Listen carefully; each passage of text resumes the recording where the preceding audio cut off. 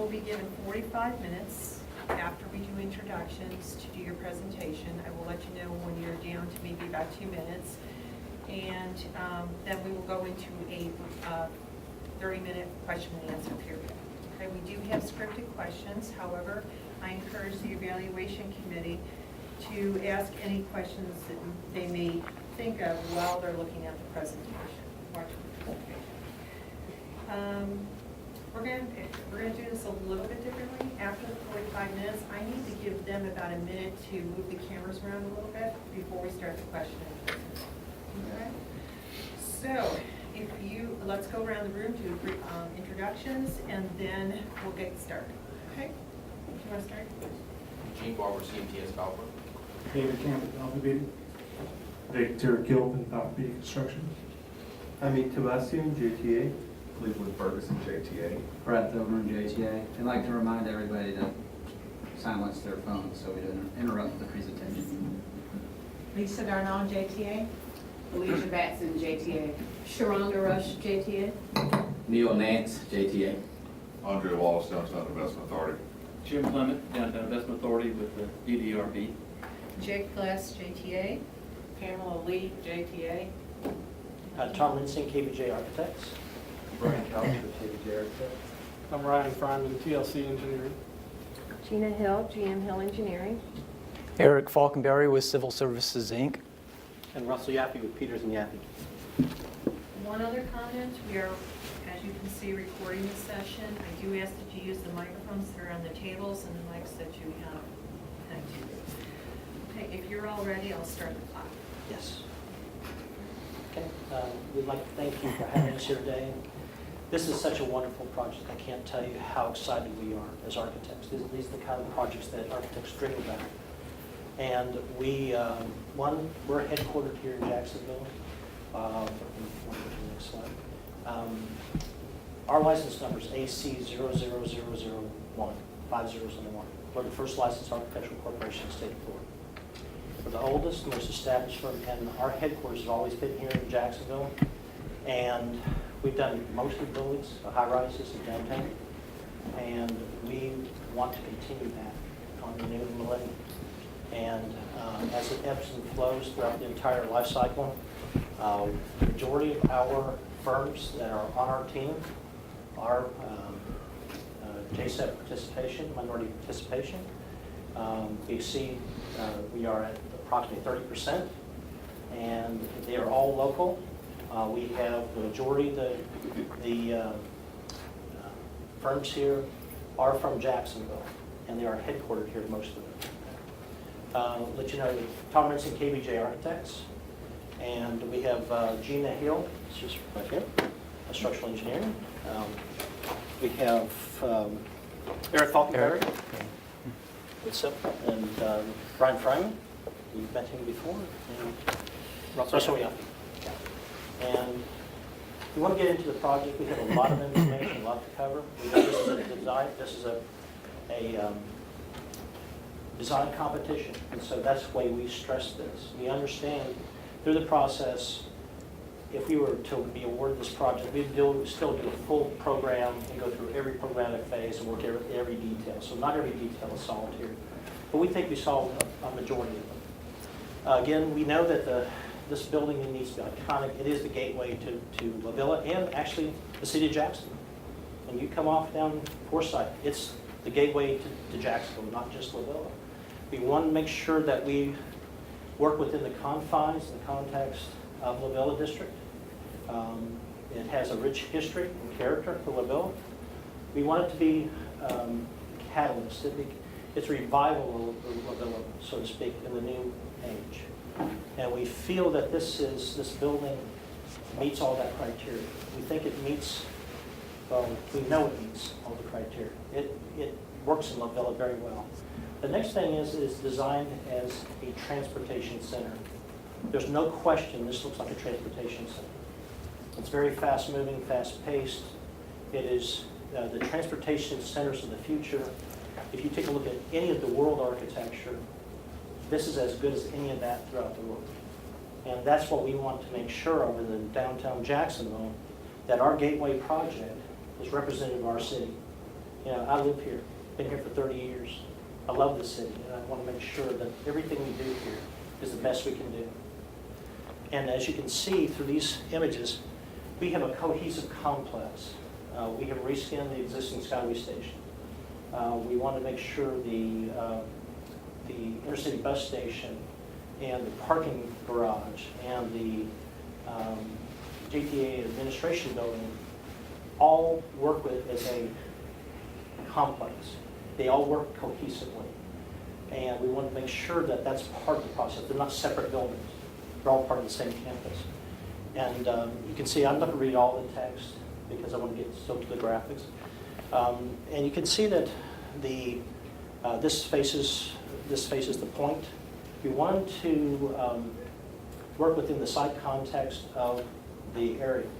The site is very pointed to the degree that it made sense for the iconic building to be able to be seen in all directions.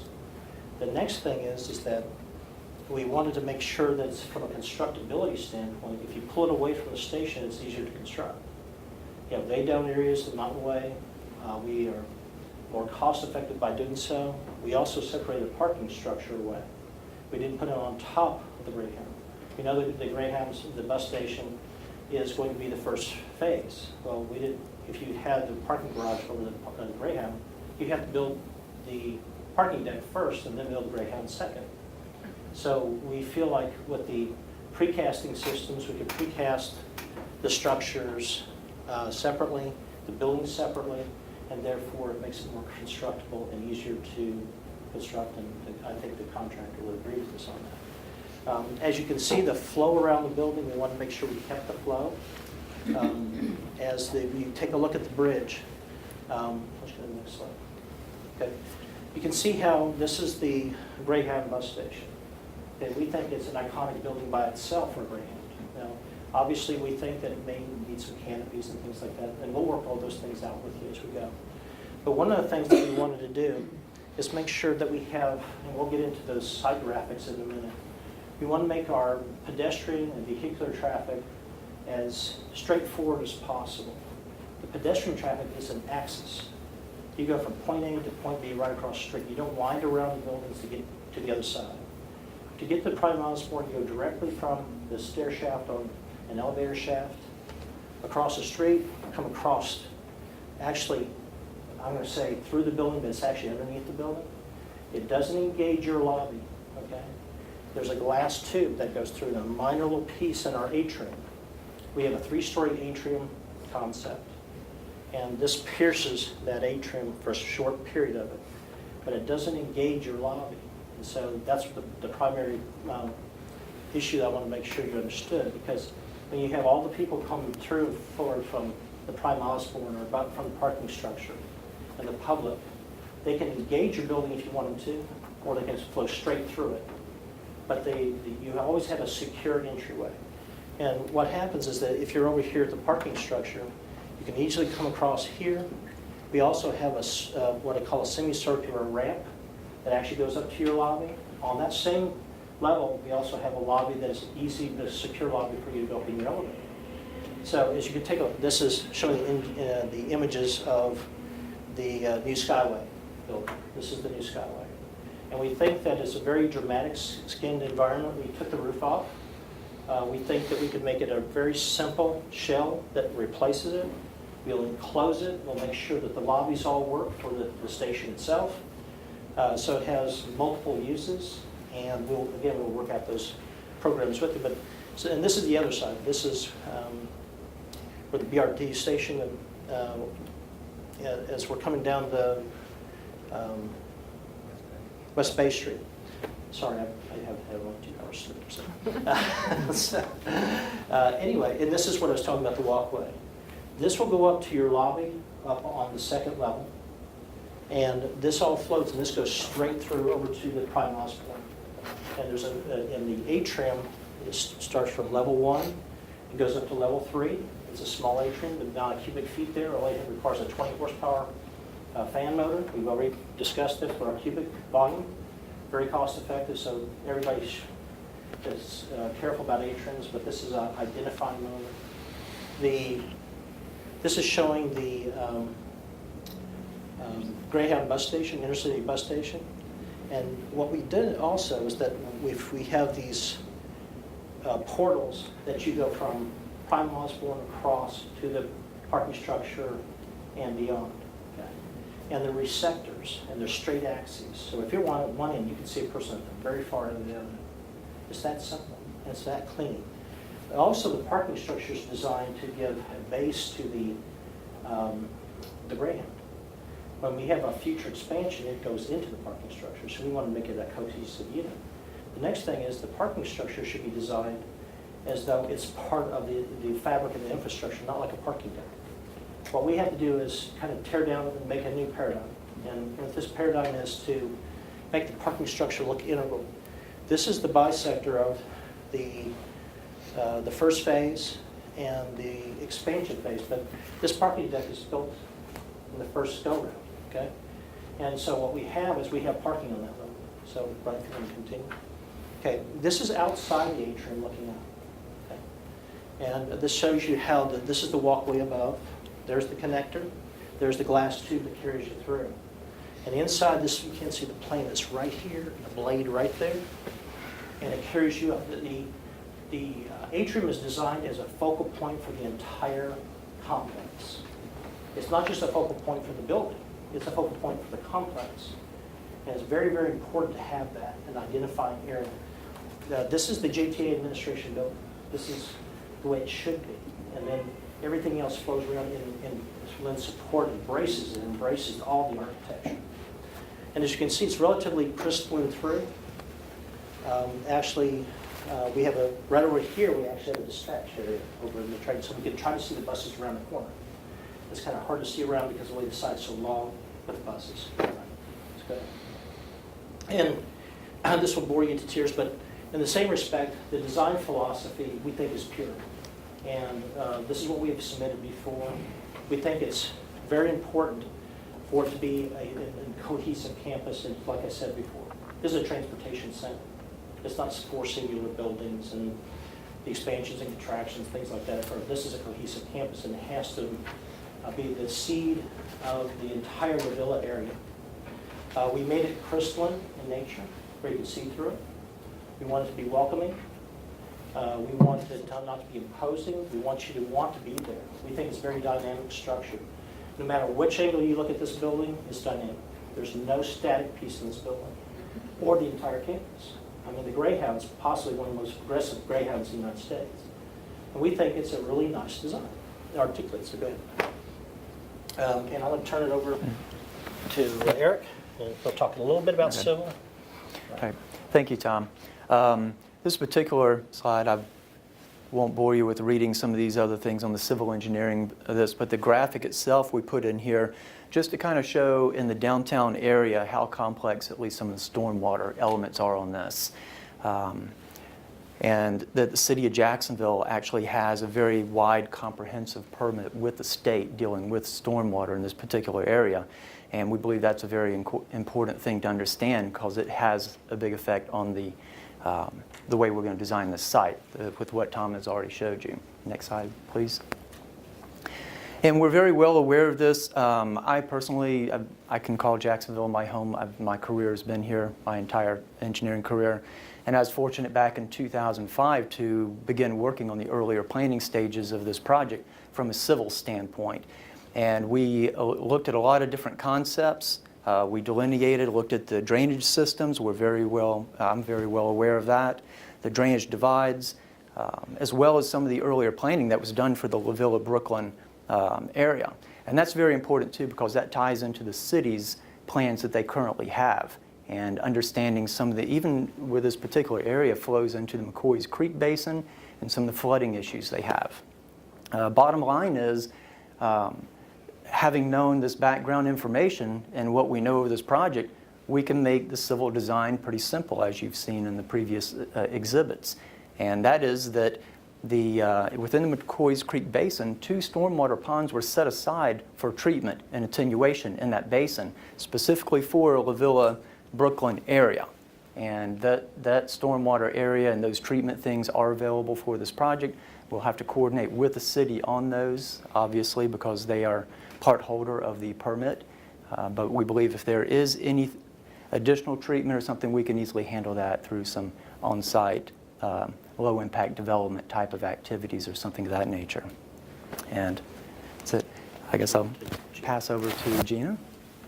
All right.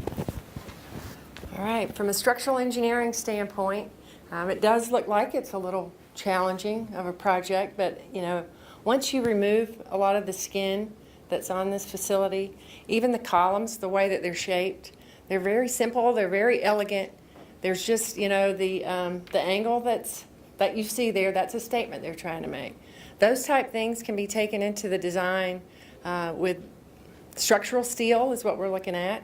Structural steel trusses, even for the column shapes that you have there. And you tie them back into the floor system with even structural steel trusses that we're looking at for the columns and some of the structure. So we've taken a lot of that into their design. So we're thinking that, you know, as we look at it, yeah, it looks like a complicated, complex structure, but when you peel back all the design elements of it, it's really up to us to make it simple and easier to erect and to construct.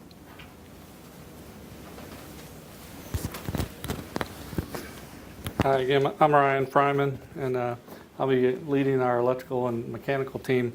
We've worked a lot with Tom and KBJ on projects, and I work very well on coordinating and planning for the electrical and mechanical systems.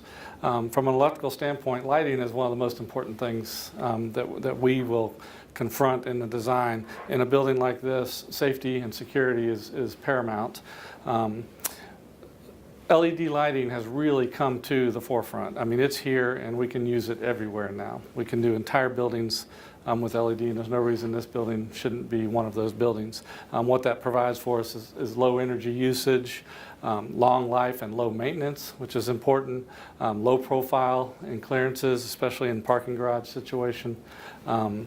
Gives us a lot of room in the ceilings because we don't have as much space used up for lighting. The light level distributions that LED lighting provides, great for outdoor lighting, for security, indoor in the buildings, all the office spaces. It provides for ease of control. Doing daylight harvesting on the perimeters of the buildings and just on off. They've brought emergency lighting into LED now. There's no problems with that. It's instant on and off, so there's the control and the emergency abilities of it are really great, and we would use that throughout. It also puts less heat into the building, which is a big deal. This light right here would be making me sweat like crazy if it wasn't LED. That's a big difference in LED, and that makes a big difference in the HVAC that's used for the building. So we end up with HVAC systems that are a lot more efficient. Well, we start with very efficient systems, starting up front with a very good energy model. I mean, that's the most important thing we can do at the very beginning of the design to make sure that we're providing the best system. There will be decisions, like Tom said, we're not forcing any systems on anyone, but they're part of that energy modeling effort will be to decide what's the best system for each building in the complex and which one to incorporate.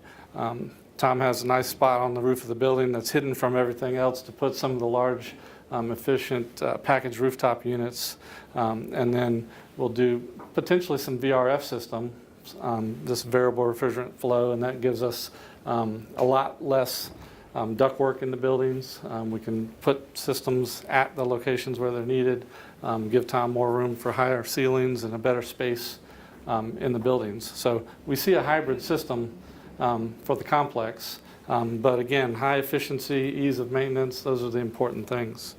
Did you want me to talk about the lead a little bit? Sure. We'll lead the effort. We're also leaders in the sustainability and leadership in energy and environmental design, which is LEED. If the building pursues LEED, we would lead that effort. If it doesn't, the design principles that are in the LEED rating system is what the code is driving us to design to anyway. Those are our principles and practice in all of our design projects. We've got 300 projects under our belt for TLC. We've done probably 12 or so with KBJ. So we know how to do those projects together. Some of these are listed here, and we've done half of those with That's Tom. right. So. Okay, go ahead, next one. Jesse Ball DuPont Center, recent project. We're actually going for LEED Gold on that project. So we're very proud of that project. That's a very extensive renovation. I don't want to dwell on LEED, but this building, I did the Duval County Courthouse. That's the largest silver LEED courthouse in the United States. And so it took a lot of effort to make sure that we met that criteria. So, construction costs and value engineering. We wanted to hit a lick of everything that was required. We do have a very experienced cost estimator on this project. Monty Geddes is not here today, but she, because we're limited to 6 people, she is doing the airport work for Orlando International Airport. She does a lot of transportation work. We want to make sure that we are doing transportation cost analysis. She's worked here in Jacksonville multiple times, and we did go through a fairly decent cost estimation. This is much thicker than this. We did maintain a lot of the construction contingencies because we have a 30% design contingency that's built into the design because we know this design has a lot of work to work with Balfour Beatty with. And we've worked with Balfour Beatty on Jacksonville National Airport. We're the designers for the RSNH team for Jacksonville National Airport. We work with Balfour Beatty doing that. And we know they're going to beat us up. That's the way it's supposed to be. They're supposed to beat this thing up, making sure that we're in budget.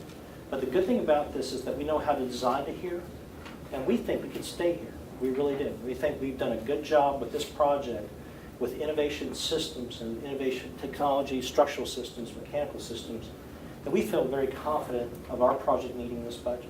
We did. Again, we're going to run through some of the plan work. We can understand how the JTA administration building is, JTA bus transfer facility, Skyway station. This is the transfer point that I was telling you about. And also, we have 450 parking spaces in phase 1. We have ground level parking. We actually enter the parking deck on this side off of Houston Street. The intercity bus terminal is here, and the normal expansion. We'll show you an expansion slide in a minute. We had choices of the 2 lots. One of the things that was happening with the parking structure over here, you have to wind here, go down, and then over. And we're trying to limit movement. We're trying to keep it simple and clean and easy for anybody to understand the traffic limit, the people limit. This is showing you the expansion, okay? JTA expansion, and actually can go the entire length if you wanted to, because we have to put stair shafts down through here and connect. We actually designed the building with expansion first, and then we backed into the first phase. So it's not a tack-on building. It was designed to be that way. This also shows you why we chose this location. For one, it's iconic. 2, it represents the site itself. 3, the building's not looking directly into the Skyway Express. If you have a building right beside it, I've got a 20-foot sliver or so of glass between you, so your offices are looking into something 20 feet away. We wanted, also with the linearity of the building, we have more glass per lineal foot. That means virtually every office space in the entire plan has a window. In fact, I'm not mistaken, I think every office has a window in our design. So we think that's very critical for natural daylight. Okay, and this shows you the future expansion. So you see where we have, this is where the connector is. It's a glass connector, which is connected with the balcony. And this, you can see the station, it's the Skyway Express. And there's the Greyhound here. And there's the first, what we call the first phase of the JTA building. It's a very exciting look. I do want to get to the video, so if I'm running out of time, you let me know. We're good. Okay. And we're talking, here's the vehicular circulation. And Russell, would you like to talk about this for a little bit? Sure. My main goal would be the Russell. traffic signal. Oh, do I need this? Yeah. I guess I wasn't prepared to talk. First time with a mic. My main goal will be the traffic signal at Stewart and Forsyth Street. And the main goal here will be, of course, safety. Safety for the pedestrians, safety for the vehicular traffic, and safety for the transit. So we've incorporated the pedestrian crossing at that location, because right now that's currently a mid-block crossing. We don't want to introduce a mid-block crossing right after a signalized intersection. So we've incorporated that at that intersection, and this design shows that clearly. So I don't think there's anything else on that. And this is showing you the pedestrian flow. As you can see, when you go up to the to the elevator shaft, you can go direct flow. This is the way how you would cross on grade. So you have a simple connection grade. We did, in our design, we did continue the canopy across. We actually wanted to incorporate the signalization within the canopy there. Not just these hanging wires everywhere that look so rough right there. We want this to be a nice tailored site. We want everything to be choreographed. We think that's very important. Obviously, we have to work out these nodes, how they come across back into the bus transfer facility. And this is the elevated walkway. And as you can see, you have a direct shot. In order to get into the JTA building, say that you're parked here, you have a choice of, this is all ADA compliant, by the way, an ADA compliant ramp system going up to your level. Also, there is a lobby, and you'll see that in a minute. On this level, there's a secure lobby. So if you have a Prox card, you can get in the stairway and the elevator lobby, and nobody else can get in there as well. So if you're on the bridge and you don't want to go up the rampway, you don't have to. You can go directly into the small ante-lobby and go up. All right? Go ahead. This shows you the first level. We think that we have a fairly unique design. We were able to get 29 buses on site. We knew that that was critical. I think the last one-on-one meeting, they said that they wanted to have this, the bus was the priority. And so we stuck to that. But we also knew that the taxi, kiss and ride, and the other features that are associated with the site, so we think that this works very well. We also have a rental car building location right here. All the radii do meet all the bus criteria, articulating buses, everything. So it all works. That's why we did all these radii. And what happens is that they can come through here. We can actually park here. Actually, even JTA parking staff can park here if they want to. We originally had an elevator here, but we'll have to work out those details later on because they could literally go from parking, go straight up to the facility. But we have taxi, kiss and ride, and there's a security check-in reception area. Also in your programming, you have these large breakout spaces. And I also allowed for a breakout space to be on level 1, not just a security check-in. It's a nice space, it's elevated before it gets to the higher levels. There's no reason not to use all the spaces, so it's a full 3-story atrium at this point. And you can see where the bridge connection goes into play. So, all right, this is level 2, and you start thinking about, this is the rampway that comes into it, and excuse me, this is the secure bridge level. This is showing you the small lobby off of the bridge. Secure access, or coming up to the level 2 of the JTA building. This is a large public waiting area, breakout spaces, quiet rooms, and then as you can see, every one of the offices has glass. We think that's critical in this day and time with the stress levels that we all have to deal with. Go ahead. Level 3. We put the large boardroom here because we wanted to get it right off the lobby, but we have a large glass area here. It has access to a balcony also. We have large overhangs, so we, to make sure that the sun angles, we have calculated a lot of the sun angles, making sure that this all works. Then that face of the building actually leans out as well. So when it leans out, it's almost like it has a canopy itself, but we're incorporating the space at the same time. So we accomplish 2 functions at the same time. So we also have the CEO's offices down here, and this is the CEO function, and the breakout spaces here. So this is admin, CEO, we put procurement and EA there. These can be rearranged in any order that you would like. Okay, we haven't met with you, so we took a stab at what we thought would happen. Go ahead. This shows you the transfers facility.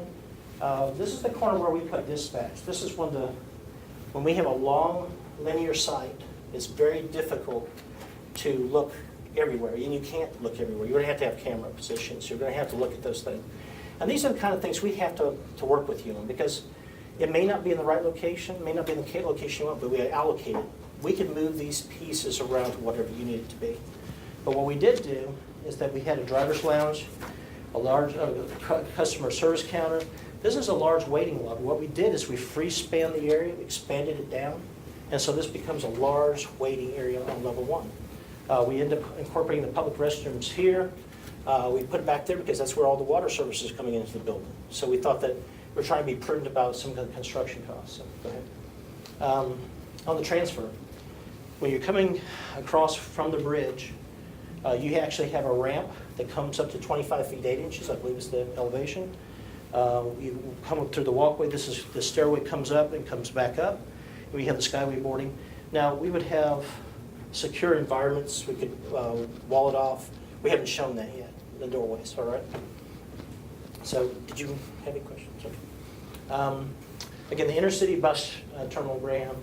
Actually, this plan was given to us, and we were actually utilizing that plan for right now until we programmed that with them.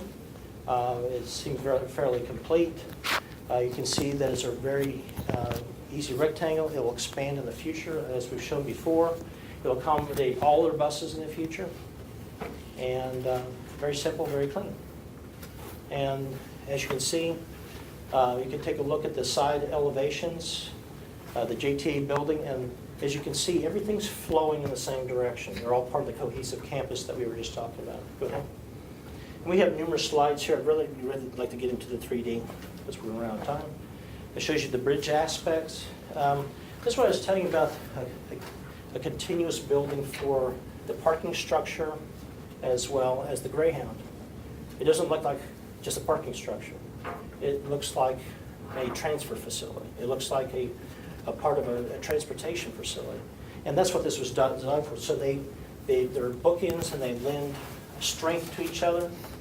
They make the small bus station bigger and give it larger than life. It gives it some creative character and also expands into the parking deck in the future.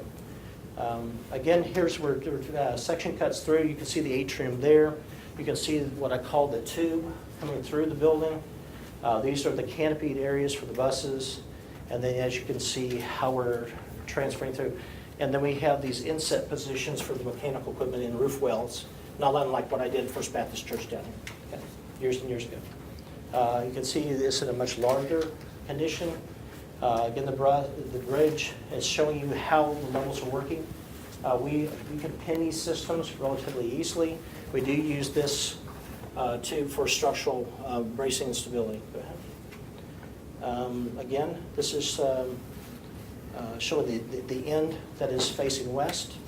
Large cantilevers, projections for sun angles, and sun shading devices. We did want to make sure that we met the LEED criteria. Go ahead.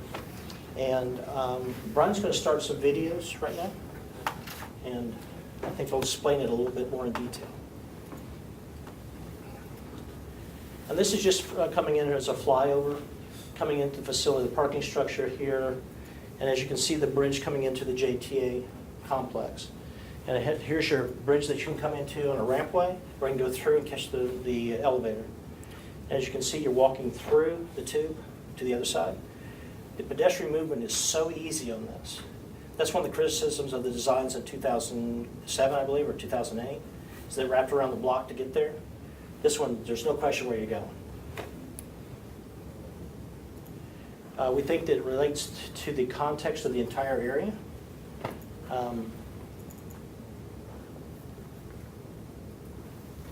Okay, this is coming in from the west side as if you were coming off 95, coming down Pivot, the parking structure, again, the JTA building. That is a beautiful structure in this wedge. This is a transportation facility, and it emulates that. We think the canopies actually give strength to the building. When we elevated it up, it looked void without the canopies. And then when we put the canopies on it, the end of the puzzle was complete. So it works in concert with all the design. As you can see how nice and crystalline it is here. There's the dispatch window I was telling you about. We are trying to get vision across the entire way. It's very difficult with the long linear side. So we tried to put it as a centroid, okay? We tried to hang it one time from the belly, but it didn't work really because the dispatch areas don't really work upstairs. They were more elevated downstairs. And we wanted the driver area to be downstairs as well. So, as you can see, this is the new Skyway building right here with the canopies and the cantilever structures. We do know that there will be some smaller columns in here supporting some of the edges because we won't have 80-foot cantilevers, but we will have some structure there. But it'll be a small, thin structure, nicely articulated. But it'll still retain the same shape and design.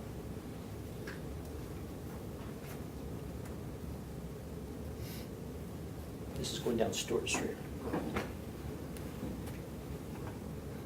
It's going back toward the convention center, and it's coming back around. And as you can see, that everything is within itself. It's all working together at the same angle, same complexity, same design. But the buildings are different than each other. They're not the same. They are differently skinned. They just happen to have same vernacular, same design elements.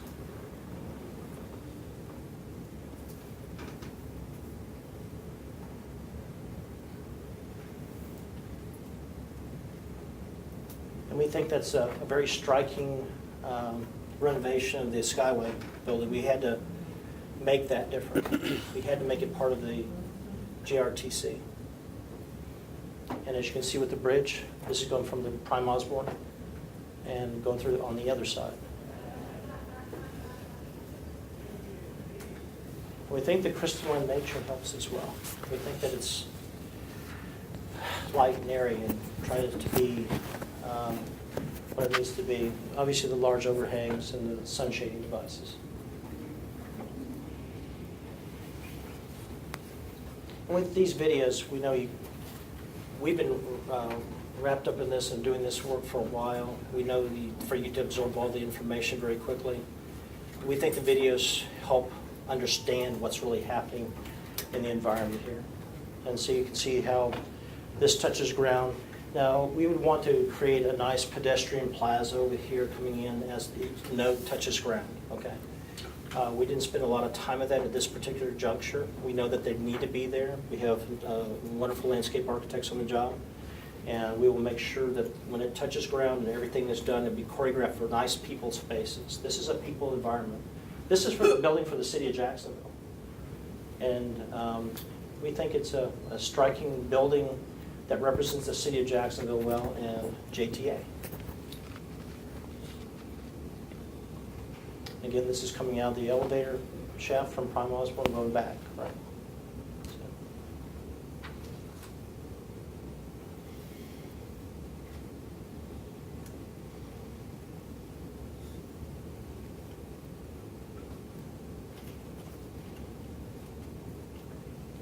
And as you can see that we're trying to get panoramic views of, when you're standing on the bridge, this is what you get to see. And the one thing good about the programs, now that we have everything modeled here, we haven't modeled on the entire city of Jacksonville. It took a lot of time to even just get the other buildings in the model. We can construct, when we design this with you, we design in 3D. And so in every meeting, we can do this. We can do a point and shoot. And in fact, after the videos, we'll show you some SketchUp model, which was what these models were derived from. We can cut sections through horizontally and vertically. We can identify every space within the building and in 3D form before we put it into a full construction document.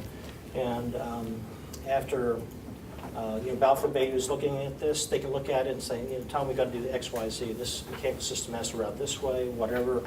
And we can do that in a 3D environment. But we are doing it in Revit as well. But Revit is not a great, it's a great construction tool. It's not a great graphics tool. And we think that this works better. This is a SketchUp model, and we can put this in Google Earth. We get all the terrain, we get everything in it, and we'll bring you into Jacksonville, Florida, and do a fly into the space. As we analyzed the context into La Villa, we thought this was very critical. We analyzed it from the air first. Started taking a look at how the La Villa area looked, and then we started looking at the texture of the buildings and whatever's left of the buildings that were there. A lot of the buildings that were left over are the warehouse buildings from the old era. Those are the ones that survived a lot of the demolition that occurred. We think contextually this works very well. It shows you that is accurate for the buildings in downtown Jacksonville. And we can do this for you in every meeting. we can go through every one of these things. We can get inside the building. We can model we're going to be modeling your interiors. All your interior space will be modeled. So you'll know exactly ahead of time what you're getting and what you're not getting. So if we go through a budgetary exercise and a VE exercise and say, well, we have to have a special mechanical system or electrical system or whatever, and we'll choreograph all that, and Dave will say, hey, listen, I think we can do a better job doing it this way.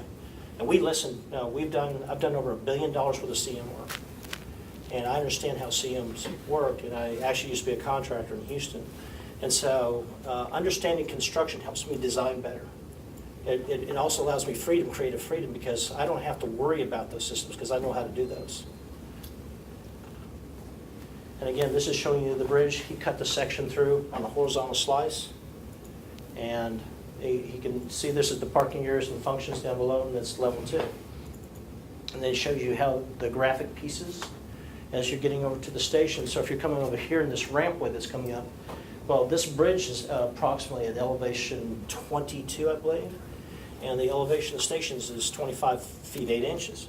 So I had to have my rampway, so they are slightly at different elevations. So when he cuts his elevation cut, it's not going to show unless he's above it. And see, that's what's really happening. So we can cut all the section through vertically, horizontally, and there's the tube that we were talking about. In fact, if you get inside, you can look around and see what's happening and look back at it. Again, this is the rampway coming up to your lobby. That's a very nice, impressive lobby space. It's off of an elevator core. It's off of a ramp system. And it allows you to, and this is the view that you would be looking when you come into your lobby. And we think it's very impressive. It communicates to all floors. Again, open and airy. We think that it's not a confined lobby space of a single floor per single floor. We think your building should be a cohesive whole from top to bottom and all the way throughout the entire building. Again, as you can see how we're modeling the process here. And we did have an alternate site here, but as you can see, to get the system to work with the system, you'd have to wrap around the skyway issue, or there is a little gap right at the stairway that you could come across above the stairway and tie in there, but it doesn't tie to your building very well, so you have to straddle. And also, let you know, we've done probably 20 different designs, and we actually had your building on top of a parking structure. We have a 2-level parking structure, 150 parking spaces each, okay? It works, it really does. It sure wasn't very pretty though. So it wasn't, I couldn't do it. It was too far in the front. The parking structure went all the way out to the tip. I ended up getting 165 parking spaces per level. So 165, 320 parking spaces underneath the building. That limits the amount of transfer across the way. We could still do that, but the issue was that it just wasn't very aesthetically pleasing. So we, as architects, we chose to go back to the original concept of the parking structure across the way. We do have the opportunity to put another parking structure here and link it back, but it's still one of the links that we'd have to take a look at. This is the other possible link. So this is showing you the future expansion. Now that's just a small future expansion mode right here. I think that's about probably 15,000, 20,000 square feet of expansion shown there. It can actually go linear down the line, and it can continue. And as you can see, this was designed with this in mind. It wasn't a tack on. And the good thing about these nodes, constructability aspect, you don't interrupt the operations of your building while we're building the other building. So as you expand, you create these nodes. That's where the balcony areas came in.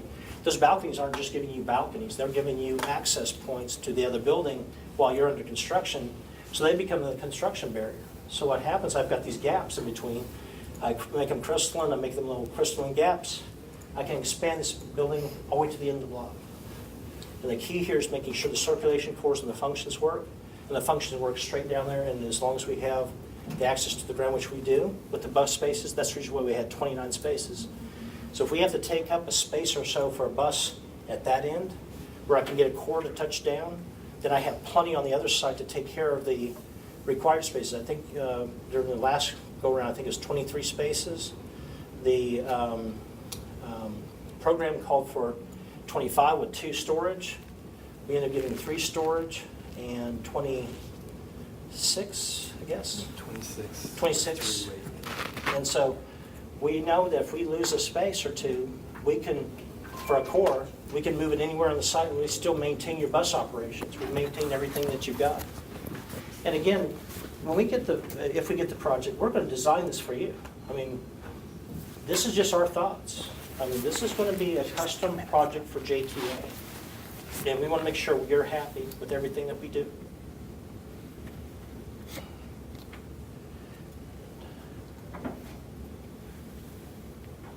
I guess we're early. Well, as you can see, we designed everything in 3D. I don't know if you want to do the long video again for everybody to see, and then that'll close out. So, again, thank you for having us here today. We're very excited about this. We'd love to see this iconic building in Jacksonville. We think this is what Jacksonville needs, and we think it's what it deserves. And we can make this building happen, and we can get it in budget. And I feel very confident about that.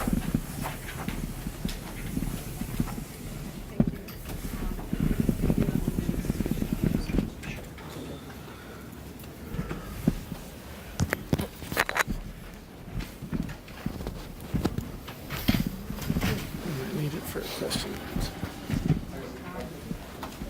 You ready for questions? Sorry. Oh, okay, sorry.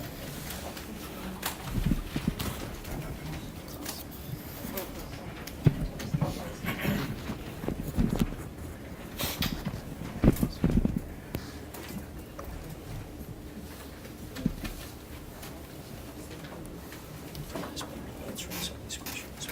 So,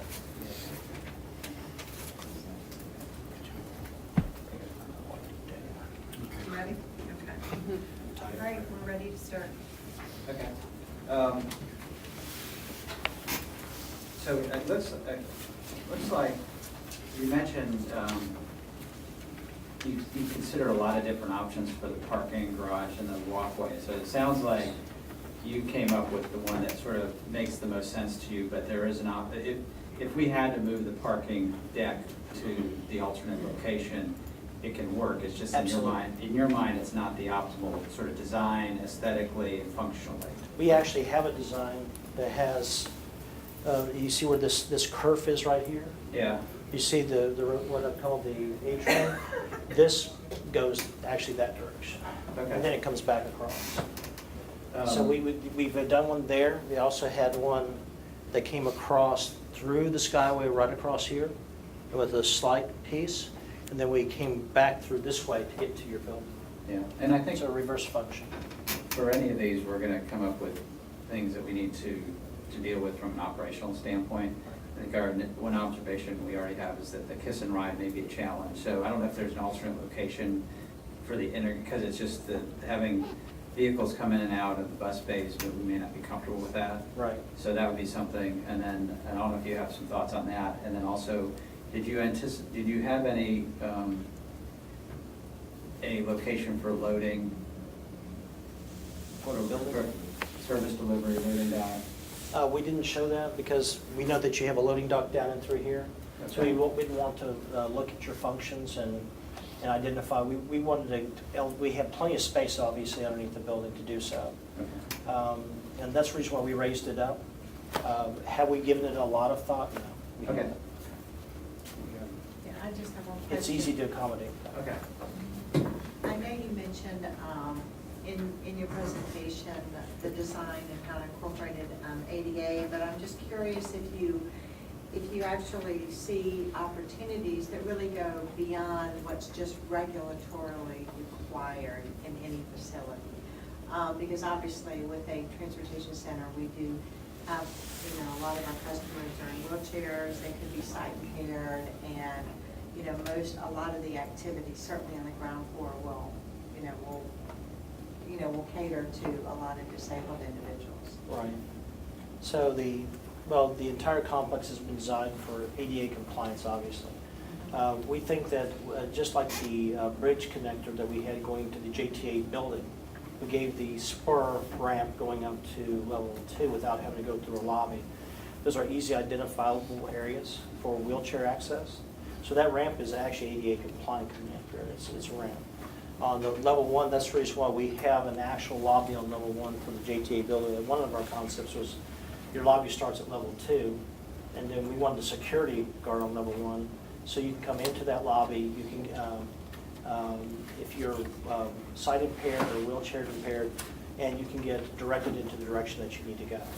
And that's the reason why we touched ground at that point. As far as the station is concerned, we took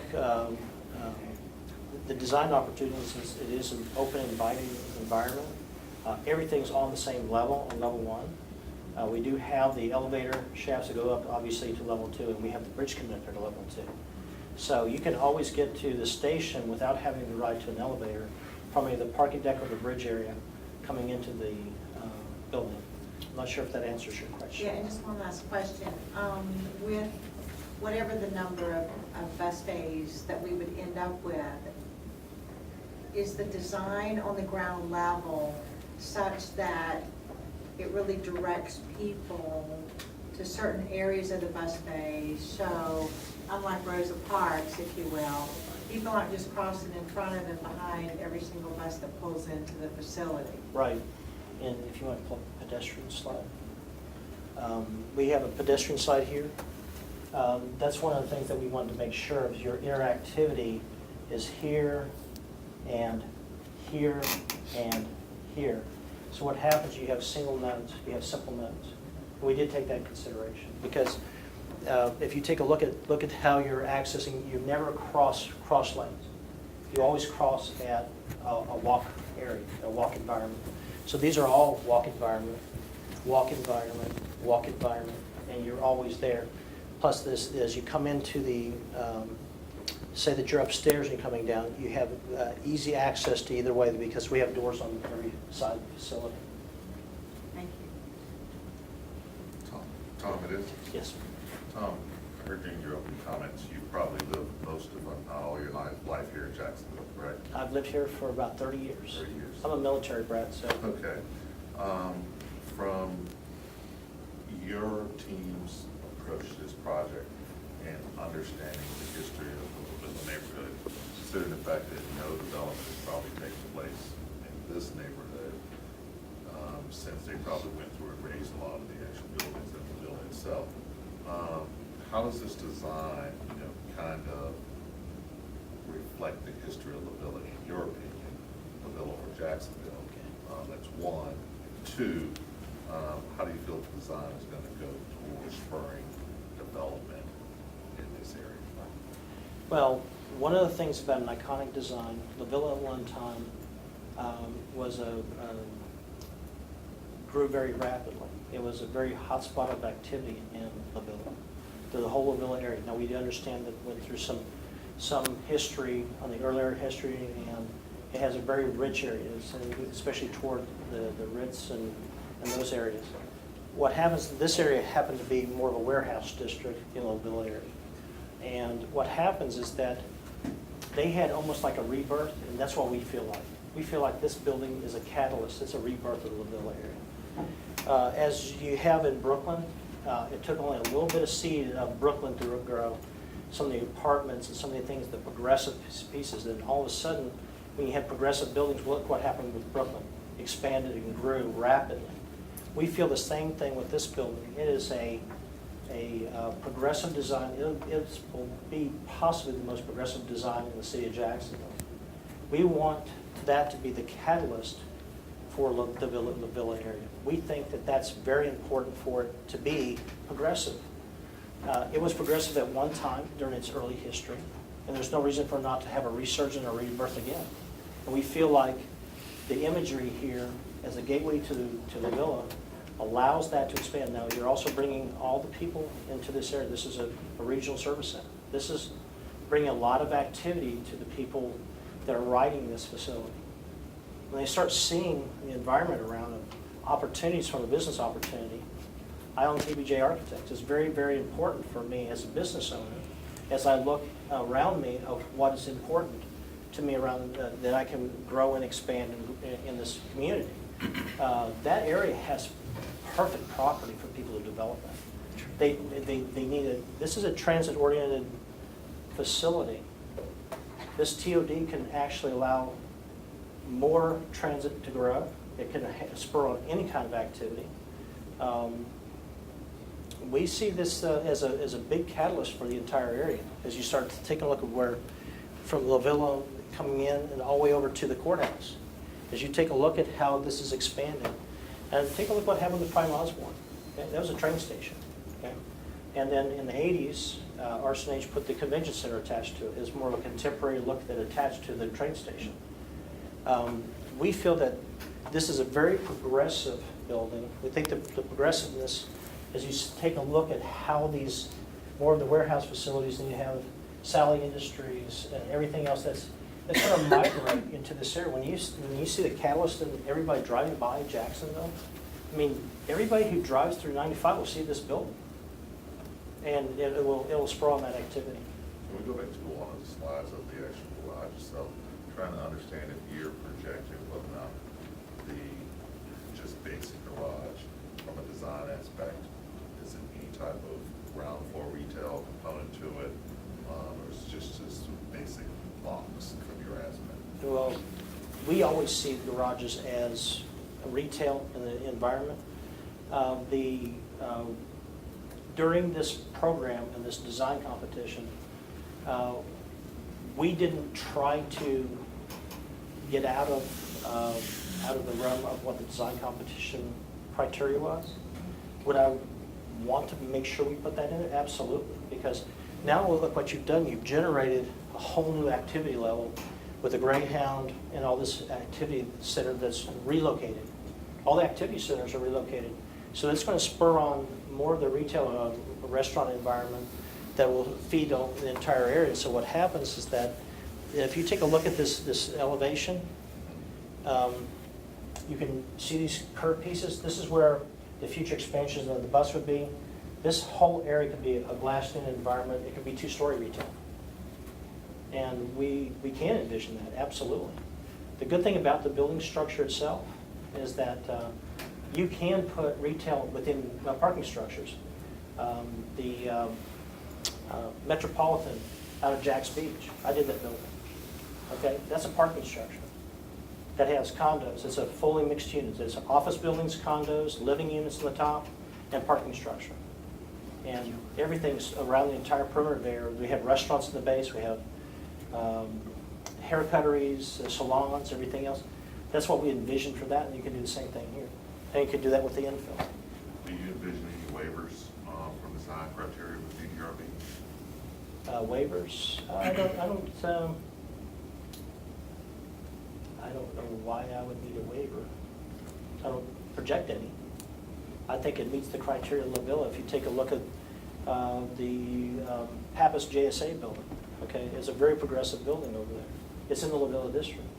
You take a look at the back end of, or the side of the Prime Osborne, it is a more contemporary, but back in the 80s design contemporary, but still contemporary. And then you look at the boxes of the warehouses around the perimeter. You do have your corridors that you can have this texture that leads into the progressive.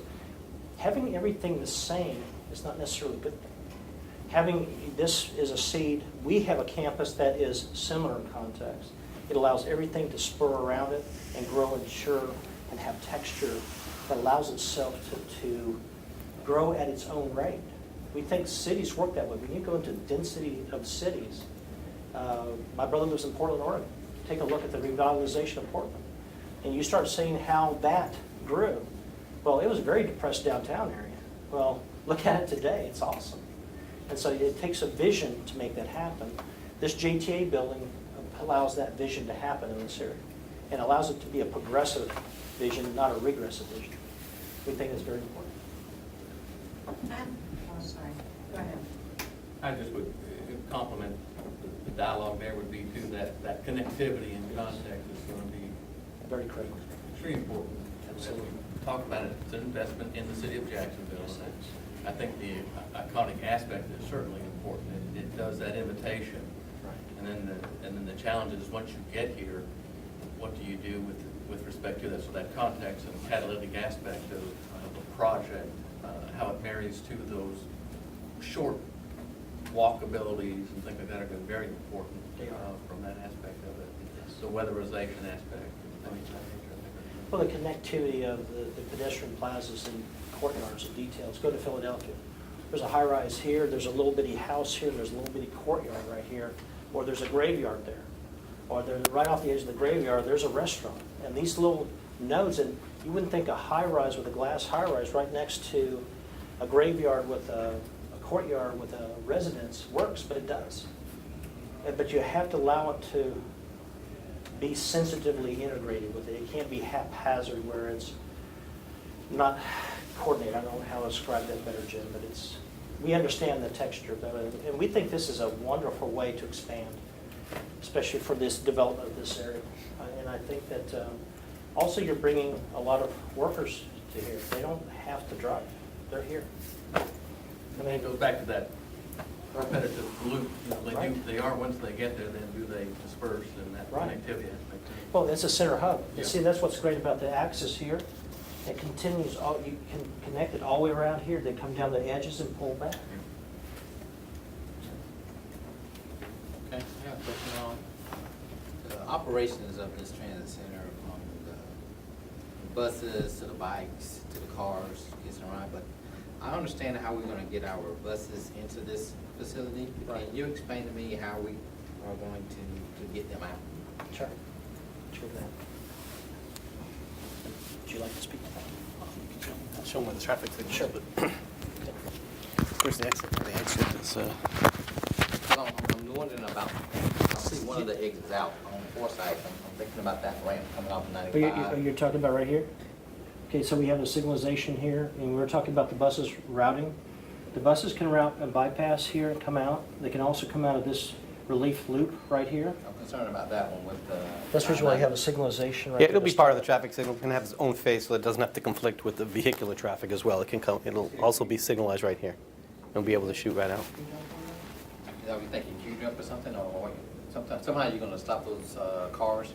Yeah, we're going to have a traffic signal here, so the cars will stop, the buses will stop. They'll both have their own indications. And they're stopping right now because there's a pedestrian crosswalk right there. And it's midpoint. It's existing right about here. You can actually Right. see where it is coming across. It's actually right about in here. And what happens, that signalization is actually past the corner, which is where you don't want to signal. Right. You want to stop them at the intersection. So you're going to stop, and I could see people come off of the expressway, and they could stop out in the middle of the intersection without having the stoplight being so far back. Yeah, and I get that, but I'm thinking about the number of buses we're talking about coming out of there. We have two relief valves. We have the buses here, and if it gets stacked up in a queue, they can still come back through the bus lanes back through. And they go out where? They come out on Johnson Street. So you have two relief valves getting out. And the thing is that the concept here can be changed to whatever. I mean, yeah, we I'm can work just this out. saying what your concept is, not just to see that we get them out. Well, we think that this is a pretty good queuing area. The length of this, we actually pulled this traffic circle way out. And so what happens is the length of the queue here allows them to, if you're on this side, where there's 4 buses on this side, they can queue, they can, you can have your dispatch, you can have somebody watching what's happening out here, we can have a camera issues. This is a bottleneck, take lane number 2.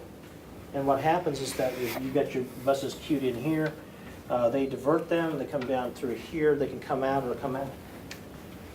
So I think it's a traffic controlling issue. Sure. You could also add a little transit priority, so the buses get a little bit of a jump if they started to stack up. The buses could get priority over the regular vehicular traffic. So that first exit allows about 7 or 8 buses out, or 7 or 8 bus bays out, and then the other 15 come out at Johnson. Yes. Yes.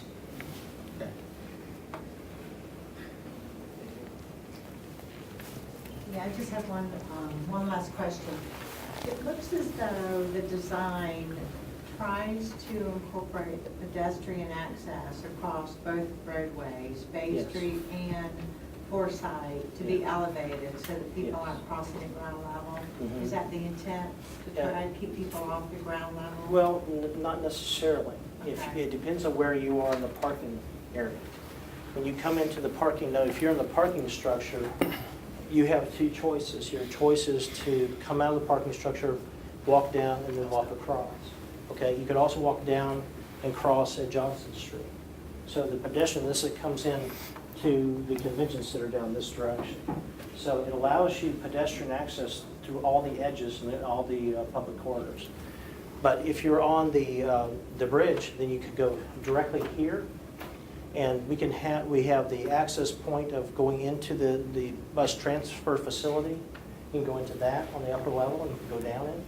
And you can also come across with the crosswalk here and also down at the pillar. Okay. So, no, we allow for both, all the pedestrian traffic, yes.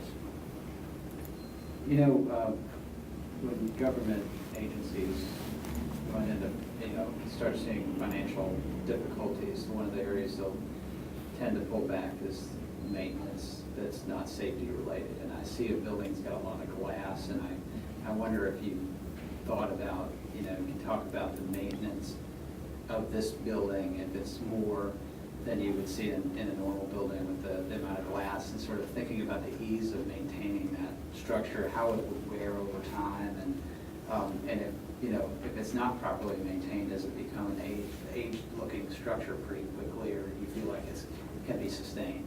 I think it can be sustained. If you take a look at the Prudential building, the green stack Prudential building Yeah. across the road, we did that building. Okay. That building's been here since the early 80s. Now, some of the metal skin there that was painted is having issues, but the glasses looks great. So the composite metal panels, you have to be careful, because I think that was a painted composite metal panel. It wasn't the clear anodized aluminum.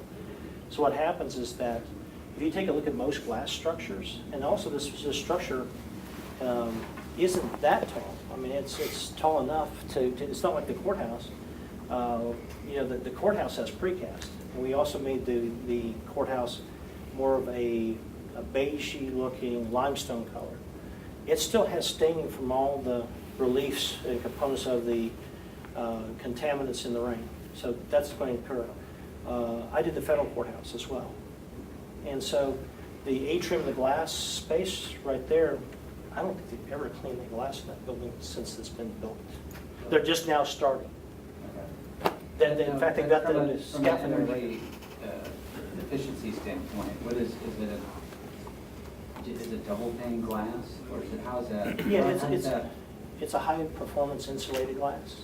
Okay. And then what we have is we have a low E, and then you can also, if you go to your shading coefficients, are most critical pieces here in the south. Okay, it's not like triple pane and things like that in the northeast, because we don't really have to worry about cold issues in the environment. We have to worry about conductivity of temperatures. So the high performance glazing, we usually try to get to like a shading coefficient of 0.16 to 0.18. It reduces your tonnage down significantly. We also lean the windows out. We have large overhangs and expanses. Everything facing south has a large overhang.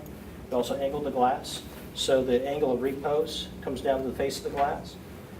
We have, I think, a 87.5 degree azimuth in June 21st. And so we can turn on all the shades and shadows too. And also, one of the primary sides is facing north. So what happens is that primary faces north. We also minimize the glass facing west, and that's the point. That's where we have the overhead. So, but the glazings are very energy efficient that we have nowadays. Okay. And we also have knee walls too. We can make it full height glass, but we still have the energy requirements for the new 2015 energy requirements.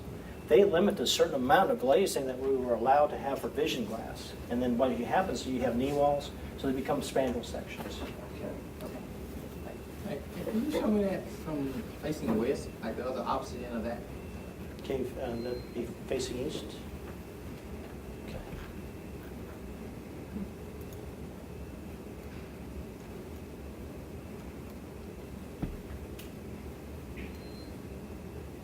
put balconies in that area as well. You talking about this area? Yeah, I just wanted to see it from the Ground? view he just had, the same view he just had on the other unit. I just wanted to see what was down there. Okay, so that's part of the building? Yes, sir. Yes, it is. So, I was just wondering how much, it could be expanded even further out. Right. And that's what our future expansion What was. was your future expansion total? We took a nominal amount because it could be expanded to the end of the block in reality. Oh, okay. So we said 20,000 square feet. You can expand to the end of the block for the 2 levels, so you can even go to the 3 levels, so you can get 60,000 square feet if you wanted. Okay.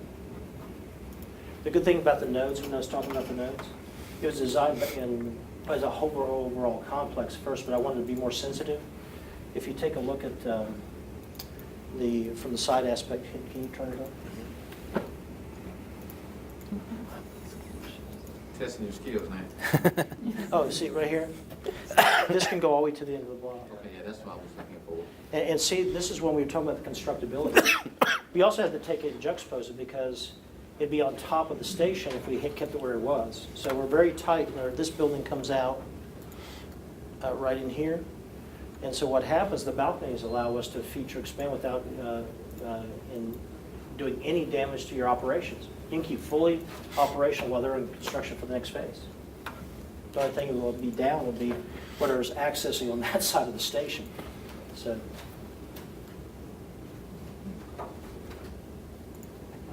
And again, that's why when we did the 29 buses, we were really going to stop at 25 because we could easily do that. We can solve those issues with traffic. If we had to pull out another traffic lane out of there, we had one of those, but we were trying to simplify the movements. And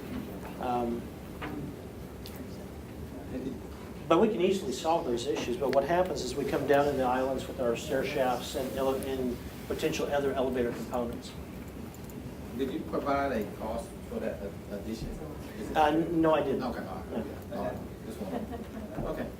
It also depends on how big that is, because the bigger it is, the more cost effective it is, cost per square foot. So we have general conditions, and so. We good? We're good. All right. Well, thank you all. Appreciate it Thank very you. much. Looking forward to seeing you on Monday again. Oh, thank you. All right.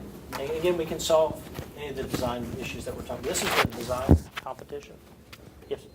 Yeah, we understand that. We Okay. appreciate it. We appreciate it. I think it's a beautiful building.